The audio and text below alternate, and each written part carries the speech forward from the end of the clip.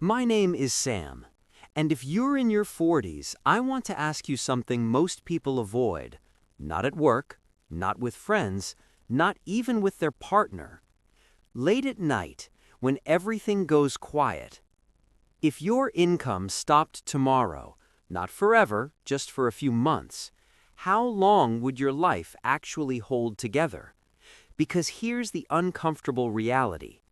According to recent retirement data in the US, the median retirement savings for people in their early 40s is still far below what most people expect. For many households, it's not even enough to cover one serious emergency. And yet, this is the decade where everyone looks stable. Good job, decent house, busy calendar, responsibilities everywhere. But under the surface, a lot of people are quietly thinking the same thing. I should be doing better than this.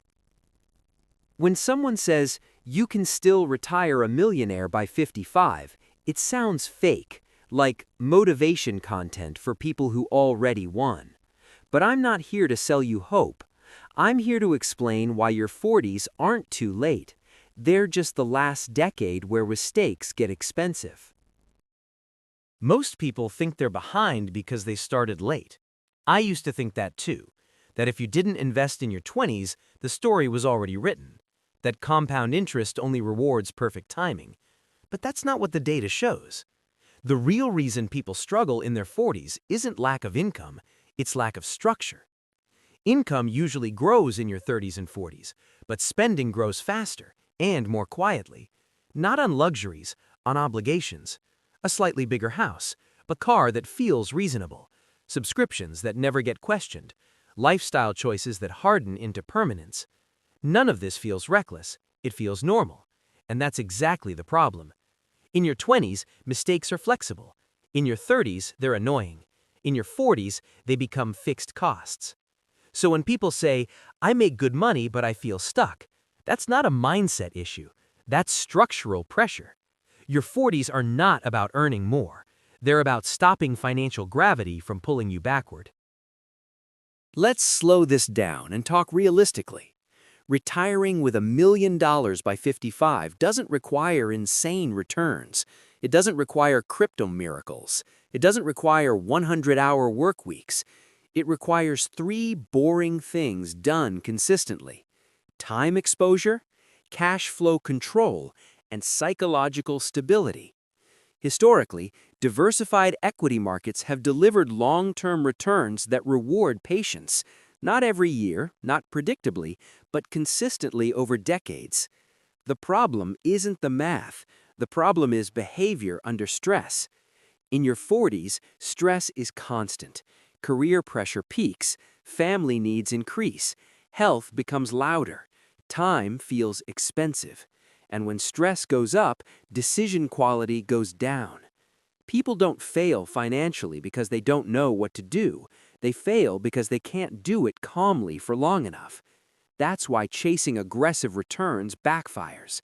Aggression increases anxiety. Anxiety creates bad timing. Bad timing destroys compounding. Wealth in your 40s is built by avoiding mistakes, not hitting home runs. Here's something I didn't understand until my late 30s. Most wealth doesn't disappear in dramatic moments. It leaks. A little more lifestyle here, a little more convenience there, a few emotional purchases to make a hard week easier. Nothing explodes, nothing feels dangerous, but over time, those leaks turn into pressure. Pressure limits flexibility. Flexibility is what allows investing to work. If your monthly obligations are high, every market dip feels personal. Every headline feels threatening. Every decision feels urgent. And urgency is the enemy of long-term wealth. This is why people with lower incomes sometimes outperform higher earners financially. Not because they're smarter, because their lives are lighter. Less pressure means better behavior. Better behavior beats better income over time. 15 years feels short when you think forward, but look backward. 15 years ago, you were a different person, different job, different fears, different understanding of money. The danger isn't that 15 years isn't enough. The danger is believing it's not enough and acting recklessly because of it. When people feel late, they do one of two things. They give up or they gamble. Both destroy wealth. But when you accept a quieter truth, that you don't need to win big, you just need to avoid losing, everything changes. You stop chasing trends. You stop timing markets. You stop tying self-worth to financial performance. You start building systems instead of making decisions. And systems don't panic. There's a moment that shifts everything.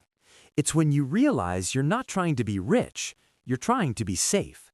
Safe from layoffs, safe from health shocks, safe from aging with no margin. That's when wealth stops being about accumulation and starts being about optionality. Options are expensive early, but priceless later.